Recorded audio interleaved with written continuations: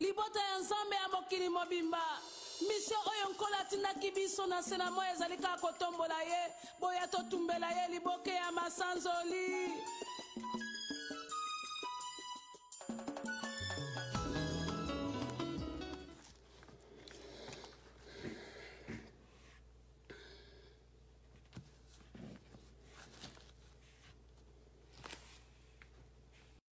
Thème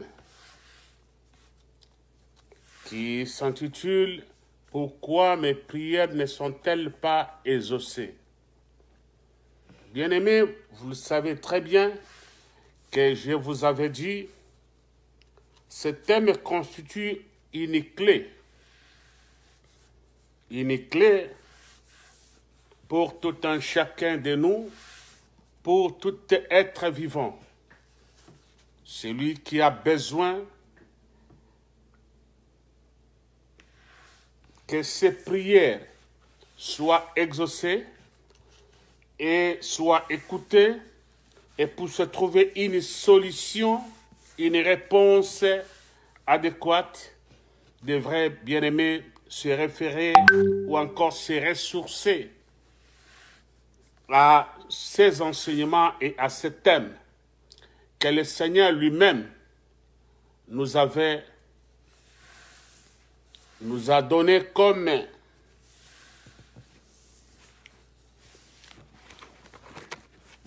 comme produit, comme clé pour décanter toutes les situations par rapport à nos prières qui n'ont pas été exaucées avant que nous ne connaissions, nous avions cette connaissance. Bien-aimés dans le Seigneur, comme je vous avais dit au début, au commencement de la prédication de ce thème, que ce thème est tellement vaste. Comme le thème est vaste, demande beaucoup de séances. Et nous nous sommes répartis à ce que nous puissions vous fournir des enseignements qui sont relatifs aux problèmes que nous avons ou encore qui continuent à nous abriter. Ceci étant, nous ne voulons pas tirer à longueur, nous voulons aller à l'essentiel. Avant toute chose, avant de commencer quoi que ce soit, je voudrais d'abord saluer et bénir les peuples de Dieu qui sont en train de nous suivre partout, ça et là, sur toute l'étendue de la terre. Je voudrais aussi saluer les serviteurs servantes de Dieu de partout au monde qui sont au service de notre Seigneur Jésus-Christ de Nazareth pour annoncer la bonne nouvelle au peuple, aux affligés. Bien-aimés, je voudrais aussi saluer les églises, toutes les églises du monde. Et pour singulariser, je voudrais saluer mes enfants dans le Seigneur et la joie de l'Éternel, précisément à Kinshasa, la capitale de la République démocratique du Congo, et en général, ceux qui sont éparpillés ça et là dans le monde. Bien-aimés, c'est une opportunité, c'est une occasion pour moi de vous parler de ce qui nous inspire, de ce que le Seigneur nous donne comme nourriture spirituelle pour que nous puissions nous rendre à table et manger le repas qui nous a été disposé par le Seigneur. Bien-aimés dans le Seigneur, comme d'habitude, nous voulons d'abord commencer par rendre grâce à notre Seigneur. Je vous prie et je vous demande de vous incliner, ne plus que pour une minute, rendre grâce, la reconnaissance à celui qui nous a créés, à celui qui a permis que nous puissions encore continuer dans la course, celui qui détient le souffle de vie et celui qui nous donne l'occasion de vivre, puisque nous n'avons rien mérité et on n'a pas ses pouvoirs. Clinons nos têtes, bien-aimés. Père Céleste, te disons merci, toi l'alpha et l'oméga, l'omniprésent et l'omniscient. Celui qui a permis que ce thème puisse être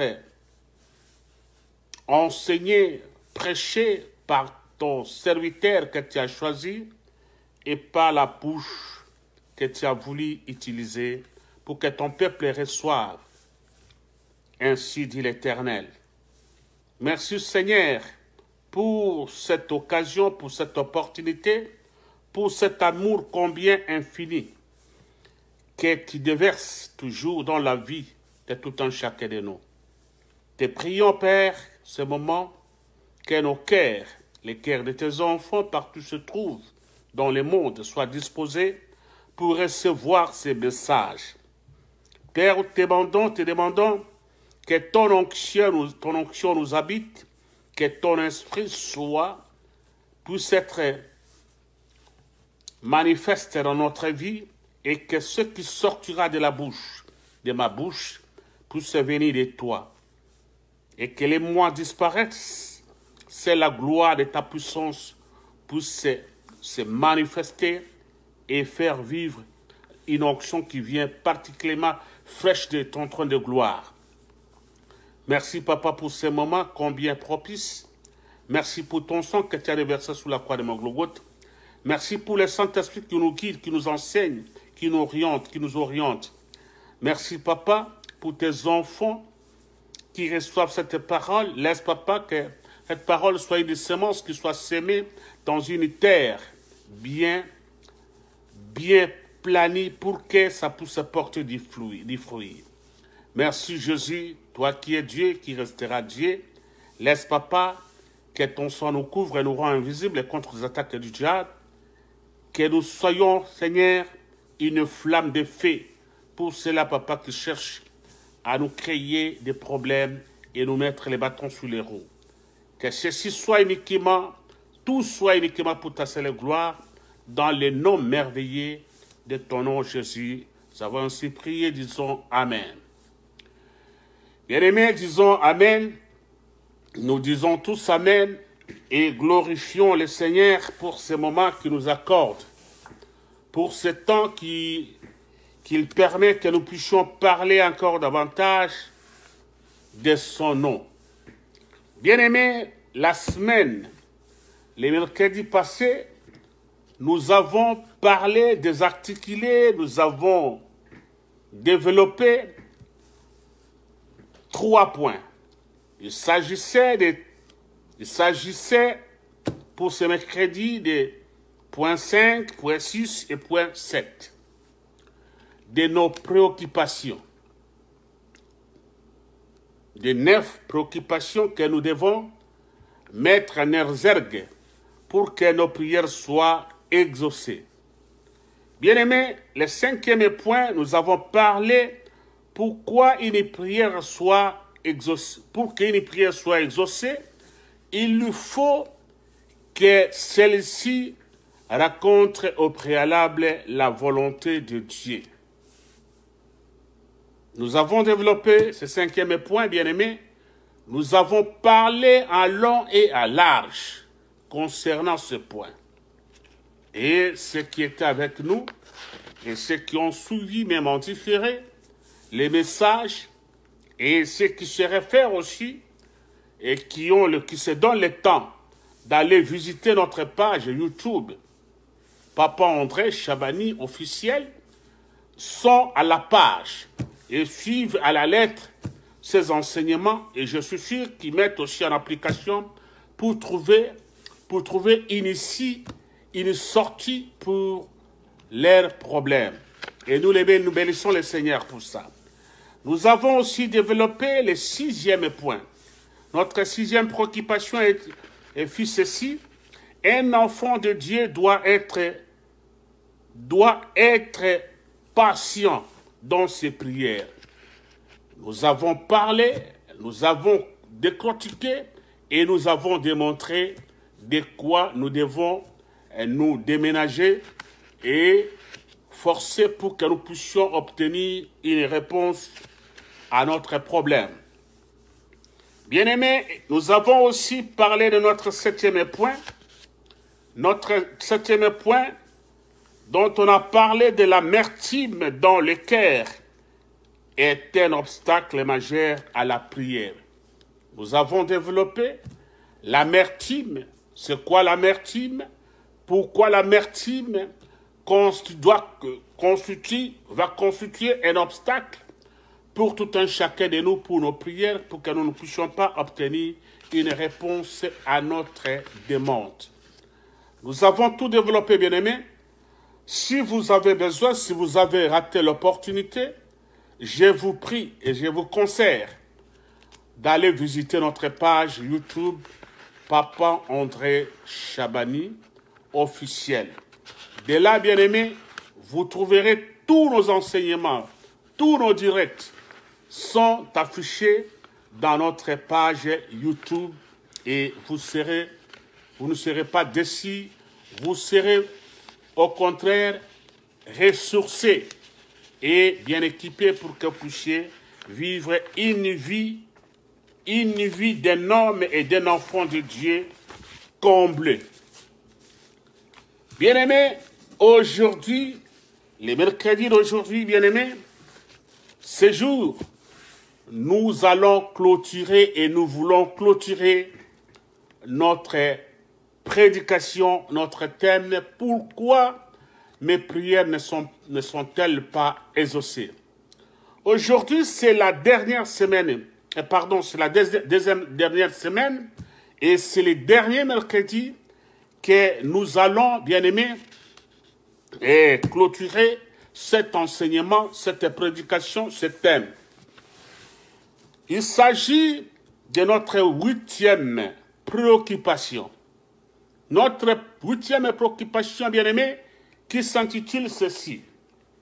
Qui s'intitule « Si, en priant, nous ne multiplions que de vaines paroles, sans la foi, nous n'obtiendrons pas de réponses. » Ceci dit, si en priant, nous ne multiplions que de vaines paroles sans la foi,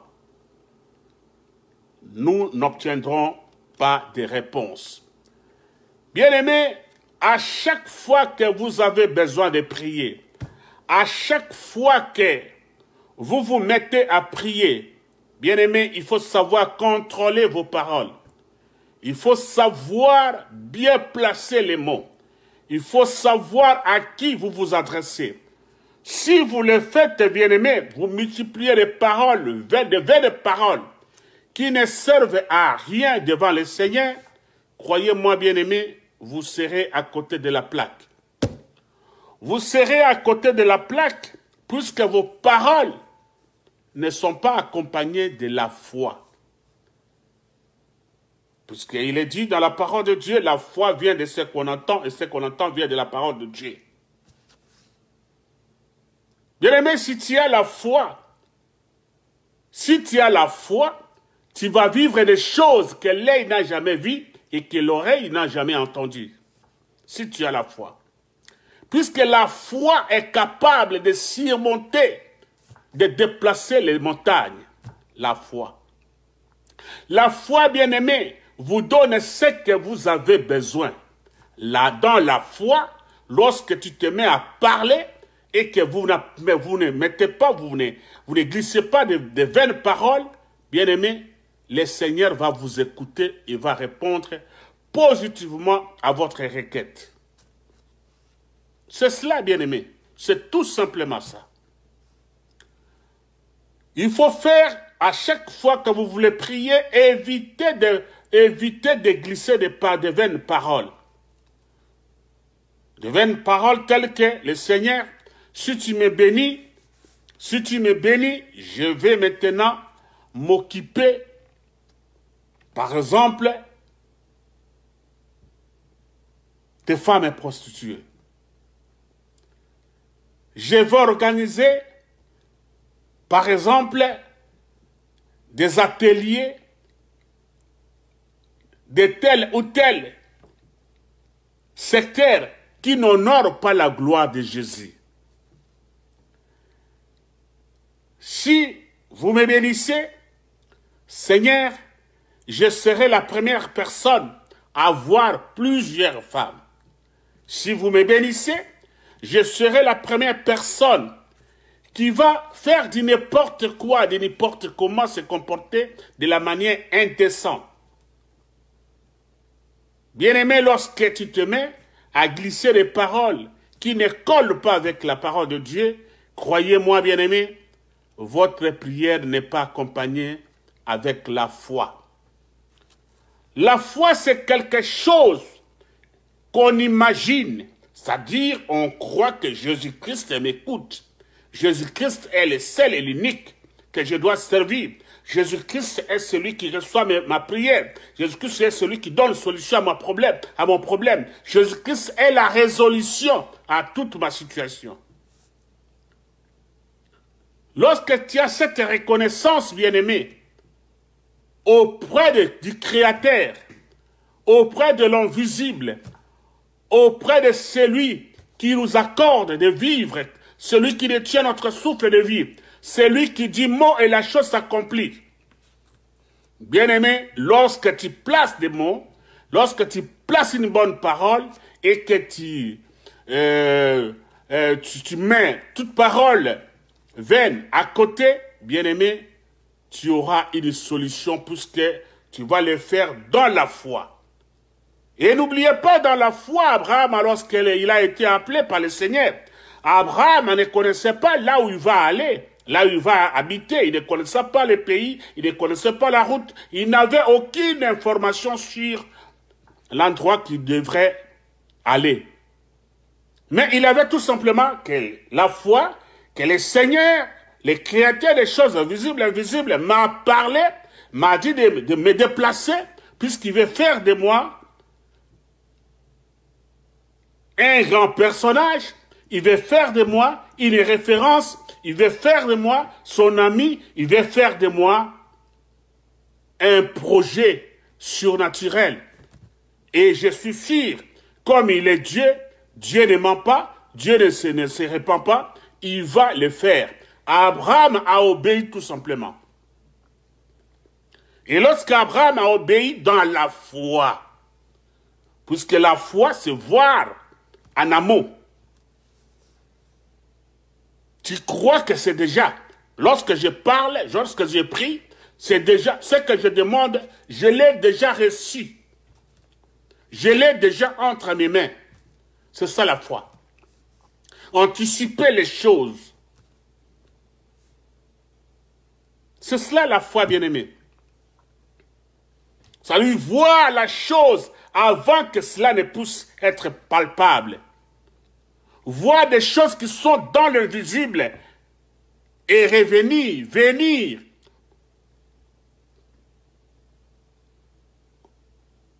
dans ce qui est palpable, tangible.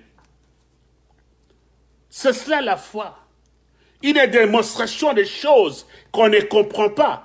Une démonstration des choses qu'on n'a jamais vues. Une démonstration des choses qui se concrétisent par la gloire de Dieu. C'est ça la foi, bien-aimé. C'est ça la foi. Alors, lorsque vous vous mettez à prier, il faut le faire. Priez dans la foi. Priez avec foi. Ayez la foi en Jésus. Ayez la foi à celui qui a créé les cieux et la terre. Ayez la foi à celui qui nous a créés selon sa ressemblance et selon son image. C'est cela, bien-aimé. Si tu le fais, et si tu réponds aux normes que le Seigneur nous exige par rapport à la foi, bien-aimé, tu auras les gains de cause de votre prière, de votre demande. C'est cela, bien-aimé. Et le Seigneur nous a donné pour appuyer notre huitième préoccupation. Il nous a donné les livres de Matthieu, chapitre 6, verset 7. Ça dit ceci. En priant, ne multiplie pas de vaines paroles. Ça, c'est Matthieu, chapitre 6, verset 7.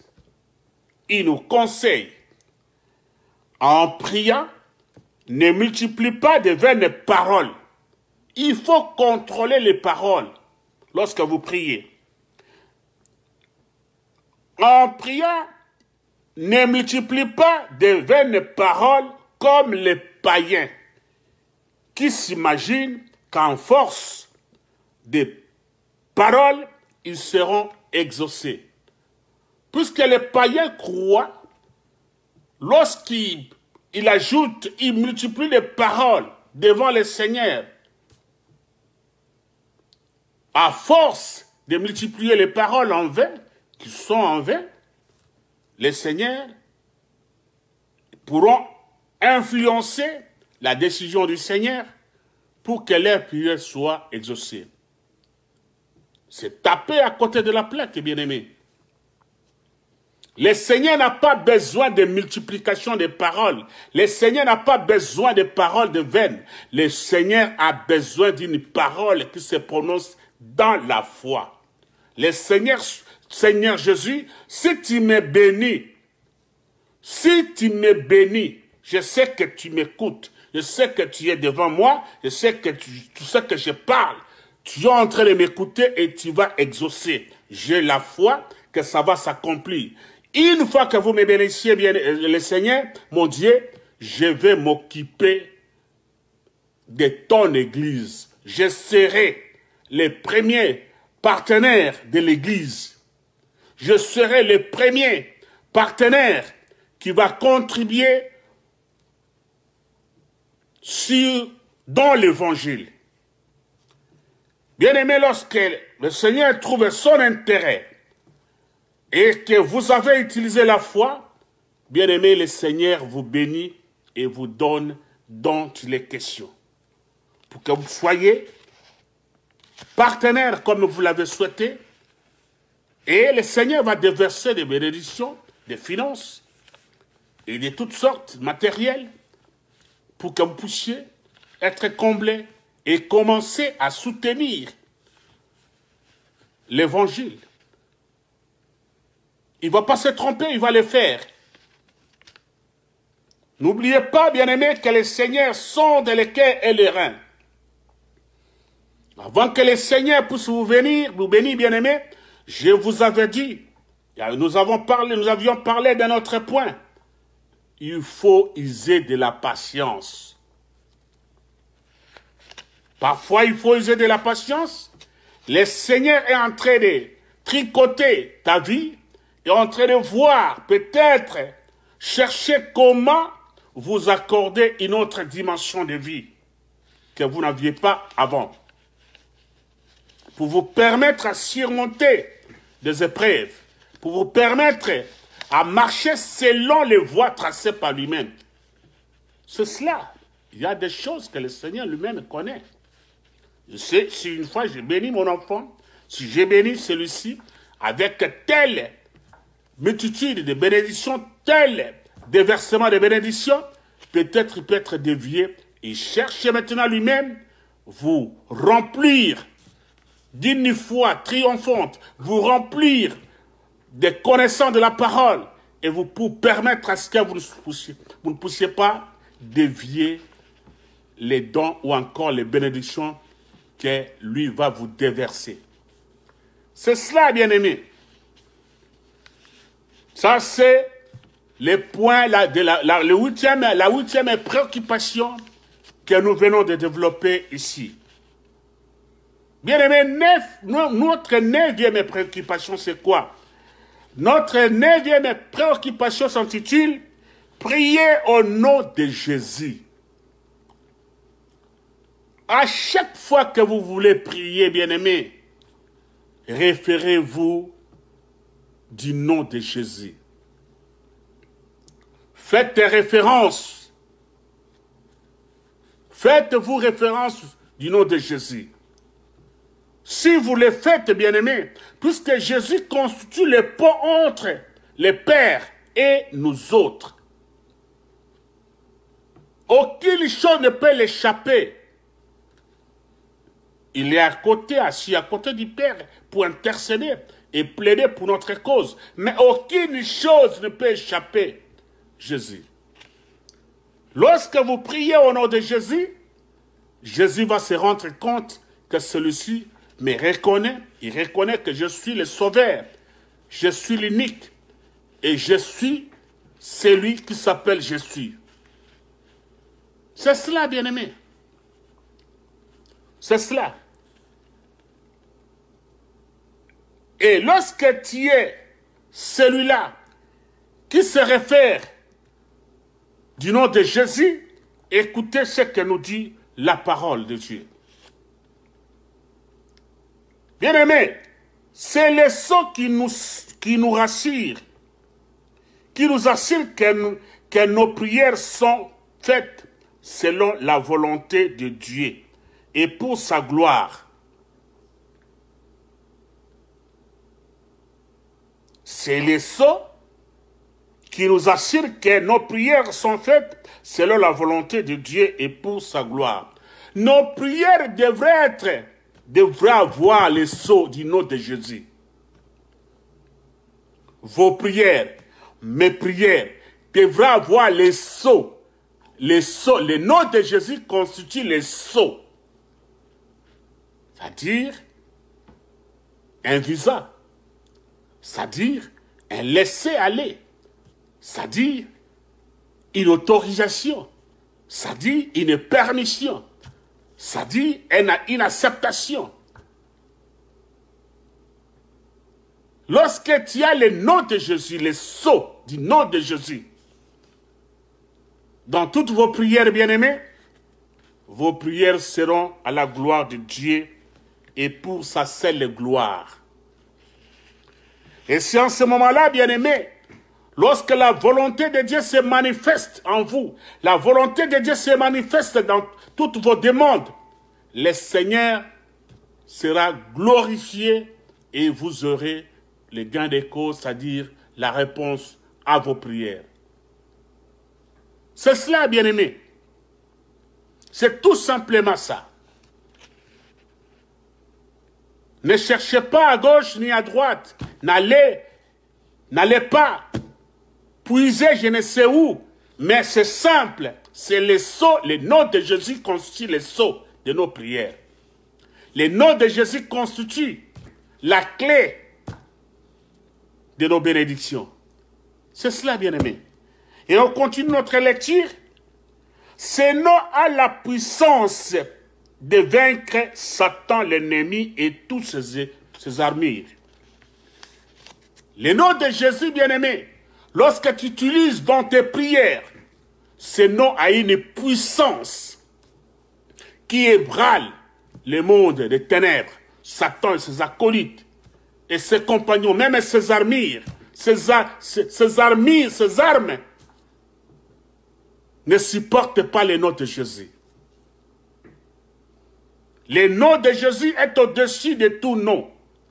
Et tout genou fléchit devant Jésus-Christ de Nazareth. Il a reçu le nom au-dessus de tous les noms. Et tout genou fléchit devant lui. Bien-aimé, le nom de Jésus est un tour fort. Le nom de Jésus, si tu as Jésus dans ta vie, quel que soit le combat, quel que soit ce qui peut vous chercher à vous perturber, mais le nom de Jésus constitue un tour fort.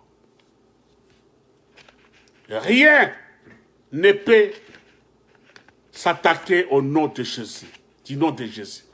Le nom de Jésus nous donne la gloire. Le nom de Jésus nous ouvre les portes. Le nom de Jésus nous accorde l'onction. Le nom de Jésus nous accorde une bonne vie et une vie de prière. La connaissance l'intelligence, la prospérité, les noms de Jésus constituent, bien-aimé, un tout. Capable de vous amener là où tu ne l'imaginais même pas arriver. Les noms de Jésus. Bien-aimé, si je vous parle de ma vie, moi qui, autrefois, je me retrouvais au fin fond du village, chez moi au Congo, précisément dans la province du Bandundu, dans le territoire, aujourd'hui c'est province du Maïndombe, territoire ou encore, c'est quoi, du Kiri et à Penzwa, dans mon village natal. C'est là où j'ai vécu ma jeunesse. Aucune idée. Mais le Seigneur avait un plan merveilleux pour moi. Et ce plan, bien-aimé, le Seigneur allait me tirer du village, au fin fond, en train de faire des pièges, des animaux, en train de faire la pêche, en train de mener une vie de villageois. Le Seigneur est allé me tirer de là, bien-aimé. Je ne savais même pas formuler une phrase en français. C'est de là où le Seigneur est allé me ramasser.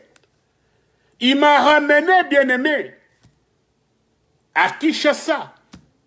Je vous épargne les détails. Je me retrouve à Kinshasa. Regarde, aujourd'hui, je suis au Canada. Au Canada, je suis là. Je suis en train d'étudier à l'Université du Québec.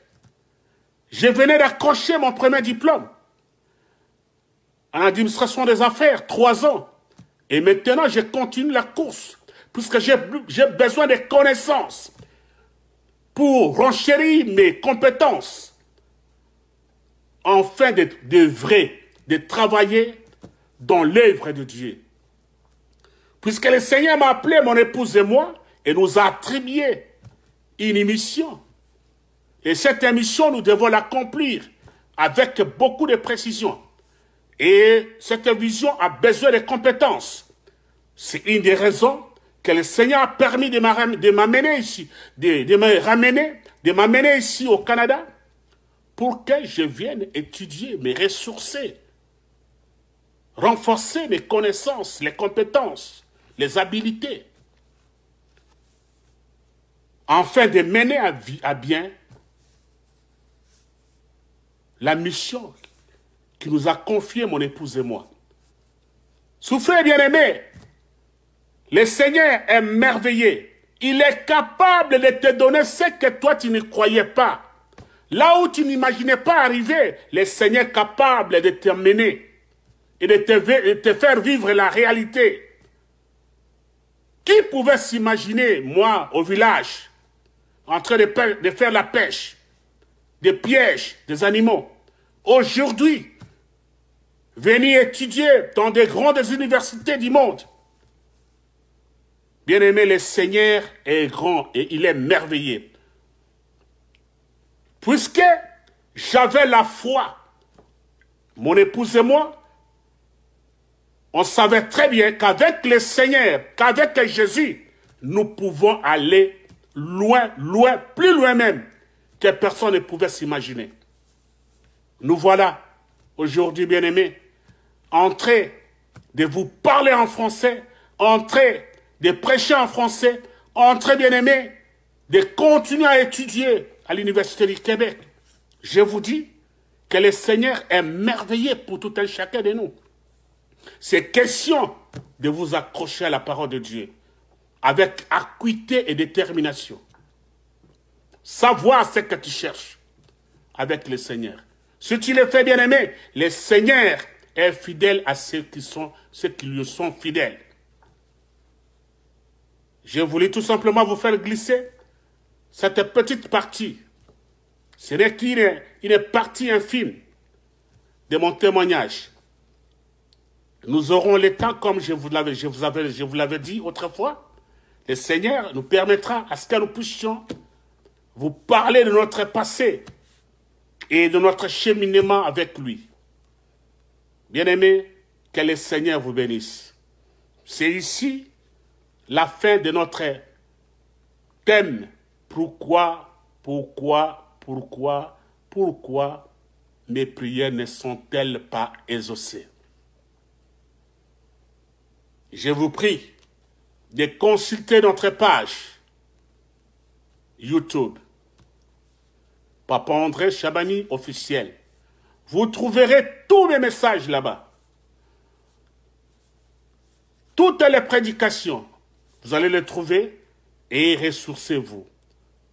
Emmagasinez, bien-aimés. Vous ne serez pas les mêmes. Le Seigneur va faire de vous ce qu'il a fait de moi aujourd'hui. Le Seigneur a changé mon histoire. Hier, un illettré. Hier, quelqu'un considéré. Mais aujourd'hui, je serai parmi les meilleurs du monde. Que le Seigneur vous bénisse. Soyez extrêmement bénis. Par la grâce de Dieu, nous allons encore nous retrouver mercredi. Malgré les préoccupations, malgré les études, mais le Seigneur permet toujours à ce que je puisse parler de sa part. Soyez extrêmement bénis.